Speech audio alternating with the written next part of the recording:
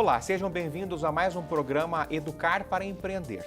Este programa que semanalmente nós entrevistamos personalidades, empresários, empreendedores, enfim, executivos do mercado brasileiro para tratarmos de temas atinentes ao comércio, ao varejo e ao empreendedorismo como um todo. Como vocês sabem, este programa ele é gravado aqui na Faculdade do Comércio de São Paulo, uma faculdade que é ligada à centenária Associação Comercial de São Paulo, que há 128 anos defende o empreendedorismo e a livre iniciativa. Nosso entrevistado de hoje é, na verdade, uma enciclopédia do varejo brasileiro. Ele que é formado em engenharia, mas que logo optou pelo mercado financeiro e posteriormente foi para o varejo e fez uma carreira extraordinária. Hoje, inclusive, é um dos maiores entendedores de importações da China para o Brasil, que abastece o varejo de todo o Brasil. Nosso entrevistado é Alexandre Lodijenski. Alexandre, seja muito bem-vindo ao nosso programa Educar para Empreender. E eu quero, na verdade, iniciar já esse nosso bate-papo, porque eu tenho certeza que será um bate-papo que o nosso público vai se deleitar, porque é um público de empreendedores, de comerciantes, de varejistas, dada a sua trajetória. E eu quero saber o seguinte, Alexandre, resumidamente, fale-nos sobre essas etapas da sua vida na qual você se envolveu com o mercado financeiro, o varejo e, mais recentemente, o comércio exterior. Bom, 40 anos de estrada, né? 40 anos de estrada, até bem, ainda conservado. E eu comecei, na verdade eu vim numa geração de engenheiros e que por força das circunstâncias, muitos foram direcionados para o mercado financeiro. Porque era uma época que você não tinha tecnologia, vamos dizer, dinâmica como hoje, de notebooks, de computadores, etc. As estruturas eram todas de mainframe, de grandes computadores, você não tinha versatilidade no sistema. Então, o cálculo era uma coisa fundamental para um país que tinha uma inflação altíssima, que tinha um componente fundamental, sobretudo na atividade bancária, né? Um floating de um dia de dinheiro era um valor agregado enorme nas operações. Então, daí a busca dos bancos por recém-formados em engenharia, eu entrei nesse grupo. Então, comecei na atividade bancária e fiquei 22 anos no mercado financeiro. Fiquei 22 anos no mercado financeiro, trabalhei em algumas instituições, assim como referências importantes eu tive no Banco Francês Brasileiro, que era subsidiário integral do Crédit Lyonnais, que chegou a ser o maior banco do mundo, o Banco Francês, um banco estatal, mas aquilo era privado. E também, vamos dizer, na minha última etapa, eu fui diretor de varejo do HSBC. E também fui diretor de um banco brasileiro regional chamado Banorte, que é um banco do Nordeste, mas um banco de rede interessante e tal. Quer dizer, eu tive uma trajetória e nessa trajetória eu diria que eu tive, foram 22 anos, eu tive metade dela praticamente na área financeira e sobretudo na área internacional, o câmbio, comércio exterior, etc, etc, etc. E a segunda metade eu estive, vamos dizer, na área de crédito, sobretudo varejo e na direção de agência de rede, vamos dizer, no mercado de middle market também. Então foi uma escola, foi uma pós-graduação ativo, né, não acadêmico, e que me deu base para vamos dizer, de propulsão para eu me arvorar e me reinventar em outros segmentos. E aí, passados esses 22 anos, eu resolvi empreender e eu derivei para um segmento que me parecia que era mais confortável para quem vinha da área bancária, porque a gente já praticava o mercado de commodities, né, fortemente em termos de financiamento, e eu entrei no mercado de trading, onde eu estou até hoje, mas para exportação de soja e derivados. E importação de fertilizantes, a gente fazia atendendo o mercado de produtores rurais, etc., com crédito, quer dizer, a essência da operação era essa.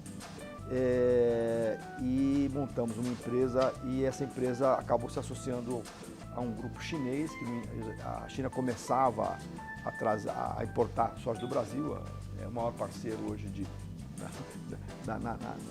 no agribusiness, mas, enfim, e a gente montou uma operação grande na época, e eu comecei a frequentar a China, foi aí meu início de aproximação com o mercado chinês, a cultura, etc. Isso faz... Quantas vezes você já esteve na China? 29 vezes.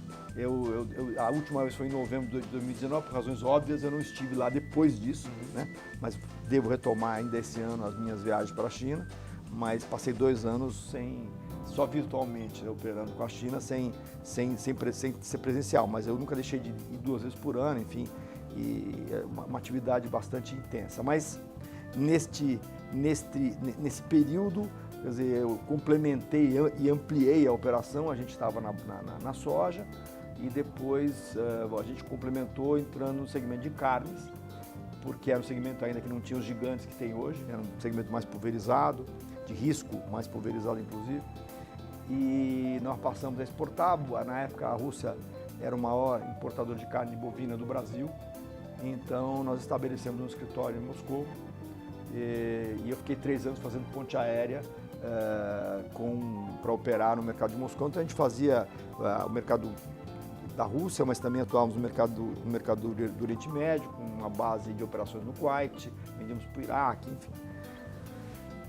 Por força dessa atividade de comércio exterior, eu me associei a uma grande trading brasileira que tinha um viés forte na área de importação, de serviços de importação. E eu acabei trazendo o meu conhecimento nessa área de mercado financeiro, criando soluções para financiamentos, vamos dizer, políticas de crédito, para poder adentrar de uma maneira mais efetiva no segmento de importação, de prestação de serviço. E por força desse espaço novo que eu ocupei, a importação passou a tomar um corpo maior na minha vida de negócios e eu acabei assumindo a área de comércio internacional do Grupo Pão de Açúcar, já associado na época ao Casino, mas o Casino não tinha nenhuma interferência na gestão. A gente apenas fez uma operação combinada, porque área de suprimento global. Mas a sua atuação, Alexandre, ela é muito ampla, porque você negocia, você encontra um industrial chinês para produzir, certo? E você se envolve com toda a logística que se contempla nesse processo, certo? Exato. Não é a característica de todos os players no que a gente chama de global sourcing, mas o meu negócio é esse, ele transcende a operação de compra e venda. No meu caso específico, eu tenho sócios na China que têm indústrias e o que a gente não produz, a gente terceiriza, mas com um processo de gestão, ou seja, virtualizando a indústria. Nós atuamos de uma maneira multidisciplinar, quer dizer, a gente optou como estratégia a não se especializar num único segmento. Tem traders que trabalham só com vestuário, com brinquedo, etc, etc. Nós não, a gente trabalha em amplo espectro, atendendo o varejista multidisciplinar em todas as suas categorias. A operação ela tem início de uma forma, vamos dizer, reativa, por demanda do varejista para um determinado produto ou uma determinada categoria, ou proativa quando a gente propõe uma solução de um segmento novo ou desenvolver uma área nova dentro do modelo multidisciplinar. Alexandre, eu queria te perguntar uma coisa que me parece interessante, porque afinal de contas a Faculdade do Comércio lida com formação, com qualificação. E um dado interessante sobre a sua trajetória é que o Alexandre é formado em engenharia, não é? E depois migrou para o mercado financeiro e posteriormente para o varejo e mais recentemente comércio exterior. Quer dizer, uma adaptação ao longo dessa trajetória dele extraordinária. Eu quero entender de você o seguinte: você valoriza nos profissionais essa capacidade adaptativa? Sem dúvida nenhuma. Eu acho que são, vamos dizer, a capacidade de se reinventar. Primeiro que é uma necessidade, independente de você... imaginando que eu seguisse uma trajetória permanente no mercado financeiro, que poderia ter acontecido, foi uma casualidade essa derivação. Mas mesmo no mercado financeiro, a amplitude dele, você tem que se reinventar. Eu comecei como vamos dizer, na área de crédito de empresas médias e grandes, depois fui para a área internacional, fiquei muitos anos na área internacional, depois fui para o varejo de pessoa física. Quer dizer, dentro da própria atividade bancária, você tem que ser versátil. O nosso diretor acadêmico aqui da Faculdade do Comércio, o professor Roberto Macedo, você me fez lembrar de uma obra dele que foi best-seller durante muito tempo, que é O Seu Diploma, a Sua Prancha. E o título desse livro dele quer dizer o seguinte: você tem um diploma nas mãos, mas não sabe qual onda que você vai surfar. O mercado ele é isso, quer dizer, você tem que saber se adaptar. Você tem um cabedal de conhecimento, você tem aquilo que você conseguiu adquirir do ponto de vista técnico, mas você na vida, você tem que enxergar as oportunidades e surfar nelas, tá certo? Quem não consegue enxergar isso e se adaptar, ainda mais no mundo de hoje, fica difícil. Surfar, o início fundamental é você não ter preconceito, não ter parti-pris. Quer dizer, não, eu não tenho perfil para isso, isso não me interessa. Eu acho que você tem que aproveitar o início, onde você tem muito menos vínculo, muito menos comprometimento. Você não tem família, você está começando ainda... Até para arriscar, né? Arriscar e trazer informação. E se perceber, claro. e se identificar com a atividade. Sim. E aí, no tempo, você vai naturalmente caminhar para aquilo que você tem até porque a performance vai criar um diferencial, onde a tua formação acadêmica deixa de ser tão importante e passa a ser importante o teu desempenho, o teu histórico mais recente. Claro, com certeza. E aí você vai ser um bom cara. Então, se você for um bom vendedor, você vai se descobrir como um bom vendedor e você vai se posicionar e vai seguir essa trajetória usando essa característica. Eu acho que o que não pode acontecer é o hermetismo, quer dizer, você tem que abrir a cabeça, o espectro e se dar oportunidades de errar e acertar. Claro. Até o momento que você esteja tão comprometido que aí você tem que seguir uma trajetória mais conservadora, etc., Sim. por uma questão de família e outros comprometimentos. Mas enquanto você puder, é como você se formar e passar um ano e pouco fazendo um mestrado fora, onde você não vai ganhar absolutamente nada, mas você está aumentando sua capacidade na formação acadêmica, é um investimento. Claro. Então, fazer um investimento na prática, eu acho muito eficiente, ele é mais longo, mas te dá a possibilidade de você se enxergar melhor. Isso é fundamental. Alexandre, agora falando de varejo, eu queria saber o seguinte: o varejo nos últimos tempos ele está realmente ganhando os noticiários, e porque é uma atividade de alto risco, né? E muito vem se falando aí de uma expressão de que o varejo ele é altamente alavancado, quer dizer, que há esse instrumento financeiro da alavancagem. E muitos leigos e até mesmo empreendedores ou até mesmo pequenos varejistas não sabem o que é isso, não entendem essa dinâmica que é muito própria do varejo.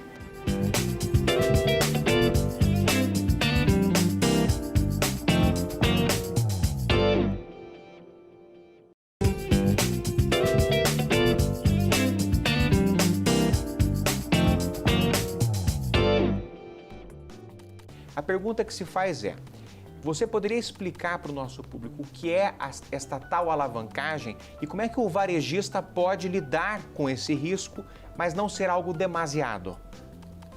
A alavancagem, de uma maneira simplista, porque ela tem também um amplo espectro a definição é de mas no caso específico, para a gente poder entender melhor, é você trabalhar com recursos de terceiros para aumentar a rentabilidade do seu negócio. Uhum.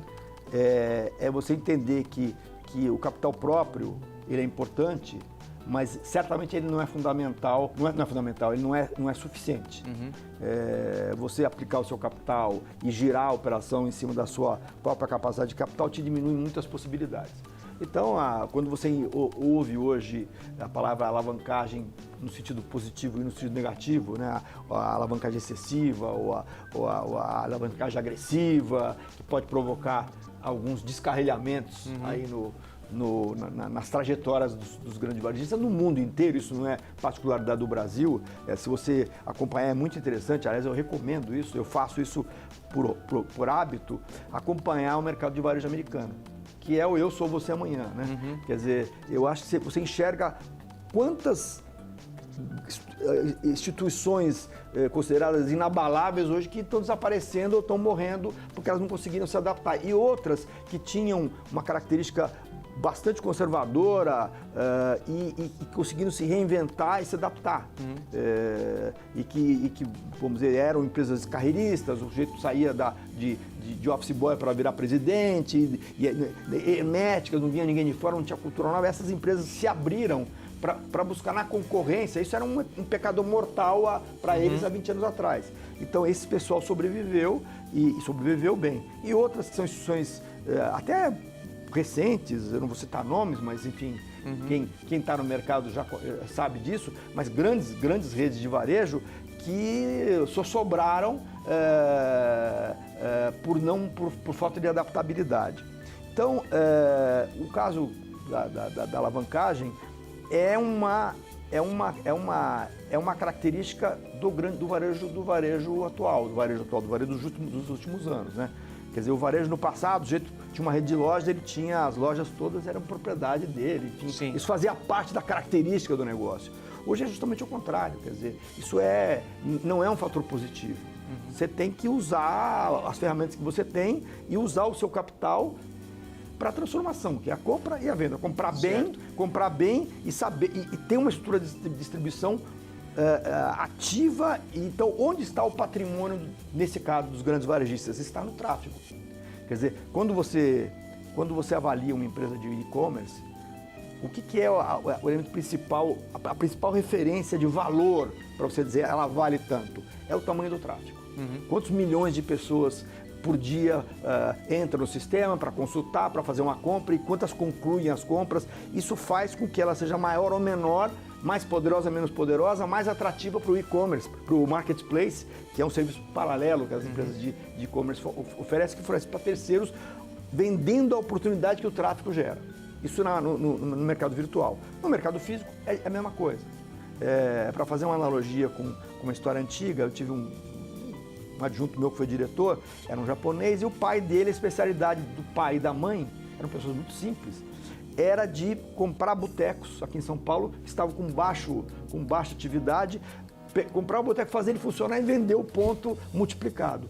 É isso, quer dizer, o que é o patrimônio hoje do negócio? É o tráfego. Alexandre, eu te pergunto o seguinte, você, como eu disse já no introito deste programa, você fez uma carreira passando por diversos setores, certo? E setores muito diferentes, quer dizer, mercado financeiro, depois varejo, comércio exterior.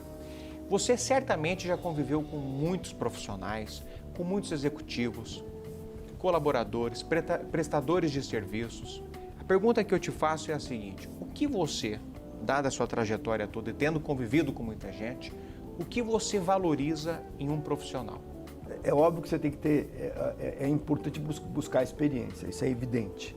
Para determinadas funções não adianta você pegar um iniciante. Eu sempre tive, desde o início da minha carreira, quando me fui dar a oportunidade de fazer a coleta de gente nova, de buscar nas faculdades, etc., trainees, você vai identificar o perfil da pessoa e vai investir para ele desenvolver. Então, eu diria que nesse momento a principal característica é sangue nos olhos e faca nos dentes. É o jeito com garra.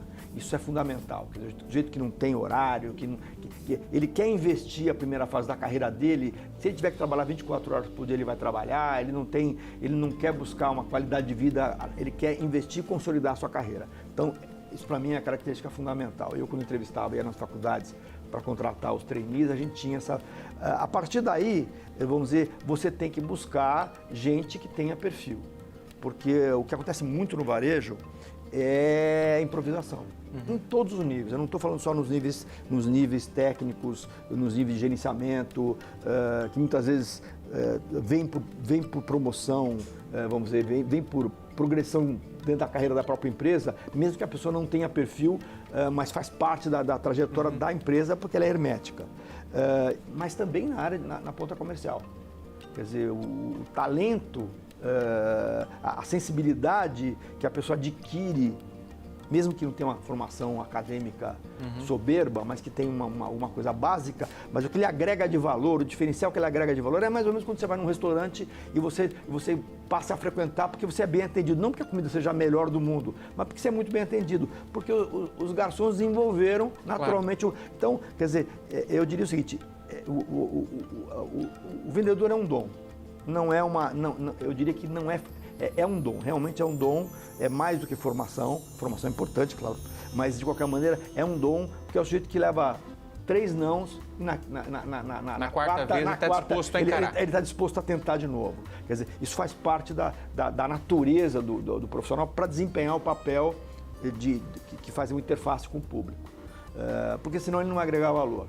Então eu diria que vamos dizer, o mercado de varejo ainda carece em todos os níveis, inclusive na gestão, no top management, de formação mais.